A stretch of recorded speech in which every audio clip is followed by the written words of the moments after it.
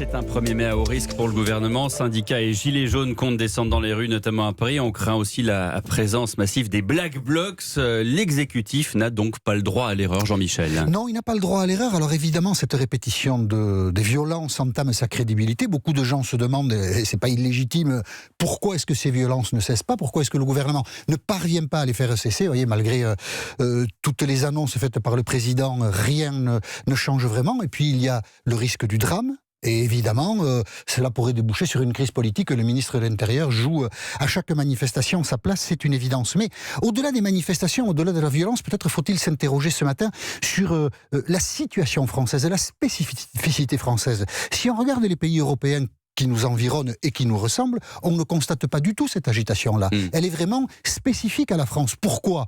On aurait envie de dire, ah ben oui, la France est un peuple frondeur qui tous les 50 ans fait la révolution, ça nous flatterait comme explication, mais nous savons que ça n'est pas cela, la réalité des problèmes que l'on connaît aujourd'hui. Le mouvement des Gilets jaunes a démarré sur un ras-le-bol fiscal, que authentifie une statistique, la France est l'un des pays de l'OCDE qui prélève le plus d'argent auprès de ses contribuables. Malgré ces sommes d'argent prélevées qui sont considérables depuis des décennies, nous avons l'une des dettes les plus importantes de la zone euro. Donc, qu'est-ce qu'on a fait de l'argent? Personne n'est capable aujourd'hui en France de retracer l'histoire de ce gaspillage objectif d'argent public. Donc cela sème le trouble dans l'opinion publique, cela sape la confiance de l'opinion publique envers ses dirigeants et nous plonge dans une forme de déprime. Pour comprendre la déprime française, il faut regarder quelque chose de simple, que l'on ne regarde pas suffisamment comme ça, les intentions de vote pour les élections européennes du 26 mai. Qu'est-ce qu'on constate? Que dans pratiquement toutes les études de La République En Marche, le parti d'Emmanuel Macron arrive en tête.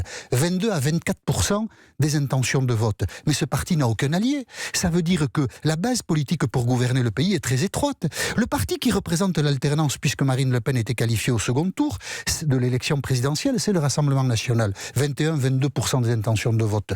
Aucun allié. C'est une base politique très étroite pour incarner l'alternance. La gauche est divisée dans des chapelles qui paraissent irréconciliables. Si malgré tout, artificiellement, on les joint toutes, on arrive à 30% des intentions de vote. C'est pas la gauche qui peut représenter une alternance. Et les Républicains, ils plafonnent à 15%. Alors là, ils sont très contents. Ils disent, ah bravo François-Xavier Bellamy. Enfin, c'est pas avec 15% qu'on gouverne le pays. Ils n'ont toujours pas remplacé ni Nicolas Sarkozy, ni Alain Juppé. On voit un pays, à travers ces intentions de vote-là, qui n'investit aucun projet politique, qui n'investit aucun leader politique et qui ne voit pas où est son espoir. C'est une forme de déprime très profonde, de dépression très profonde que l'on observe nulle part ailleurs en Europe. S'il y a bien un pays malade sur le continent, c'est la France. Merci Jean-Michel Apathy.